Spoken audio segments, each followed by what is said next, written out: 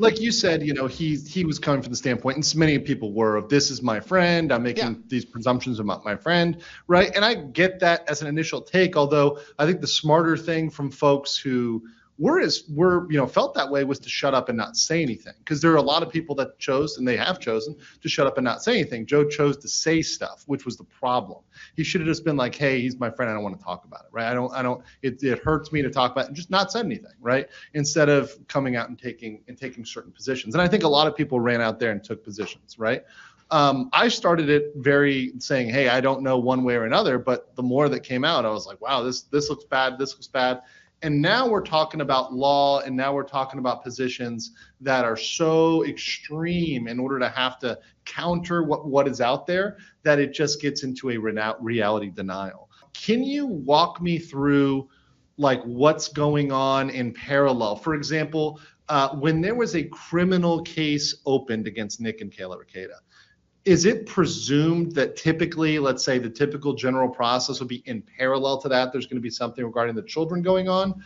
Or does there have to be some sort of separate cause for there to be some sort of child custody thing opened? So just to kind of differentiate, there's CPS, Child Protective Service, welfare and juvenile court that you have, and then there's family law, and oftentimes those are kind of mixed in there, but they're often separated because you got a totally different code section for those. What likely happened, and you can see it when they had this, the documents that were released about the positive test of the cocaine, there was a social worker in there, and that social worker had been present at the warrant when they executed the warrant. And then she was there a few days later. So likely you got a mandated reporter, I think is the pastor or something like that, reports it. That gets CPS involved. That's what triggers that. I mean, a criminal situation could trigger that kind of thing as well. But typically, the DA, the cops are going to reporting this. We see, at least California, it happens all the time. Someone calls the cops. Now the cops are calling CPS, and you're getting CPS mixed in there. And just so people know, CPS can save a family and they can ruin it. I don't ever know when that is going to happen. One of the parties, we've already got a divorce or custody case, and now one of the parties is, complaining about the other. Someone gets involved, and CPS does a report, and then they issue it to the family court. They're not going to take it through the CPS court themselves specifically. Nick and his wife are still married. They don't have any adversarial things, so CPS is doing it through the juvenile, through dependency court, I think is what you call it. So that is just a little bit different in there, but a lot of the exact same things apply: foster care, whatnot.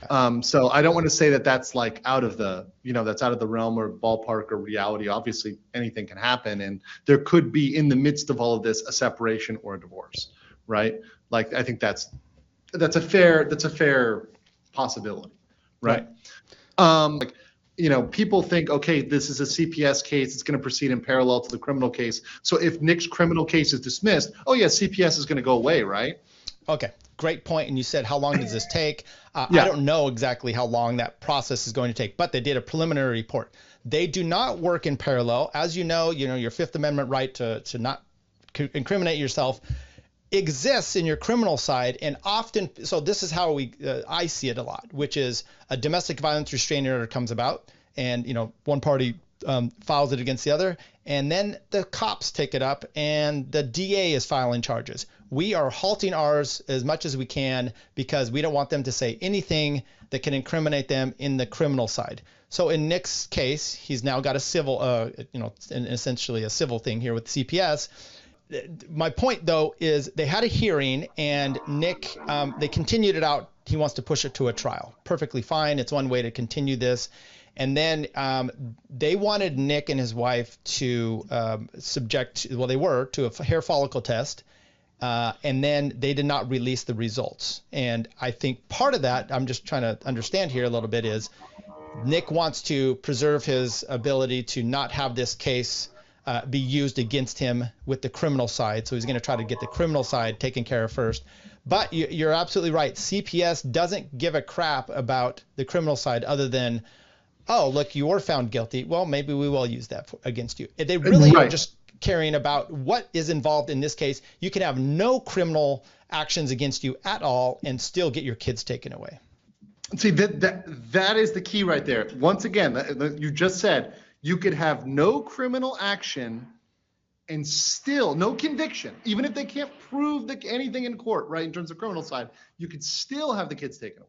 Yes. Yeah. Because of it depends on what is admissible in the civil side, and you have. Which is a different evidentiary standard. Exactly. Yeah. So that is all. And that's why you don't comment in the one that can be used in the criminal. But then so look, at first I commented that Nick was kind of shitty dad for all kinds of reasons. But one was, why would you not want to get your kids back right away? If he's not taking drugs, you just do, well, and then you got to say, well, he's going to preserve himself for the criminal side. And that is a problem that you often have here, which is you now have to decide, am I going to let my kids linger and I want to get off on the criminal side and then hope to win the CPS thing?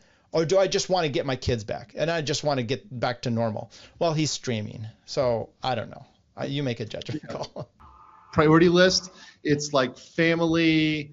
I was like family number one, and then something about like family, maybe business or his life or his liberty or something like that. Like those. There's an order or something like that, like family, liberty, life, or something like that, or business. I don't know what else it was, but if he puts family at number one, but it's like, all right, well, if your family is the number one, I have real questions about many of your decisions over the past, years, right? Putting your family as the true number one, right? But let me ask you this. Ask you this. You're in this situation, okay? It's happened. It's what it is.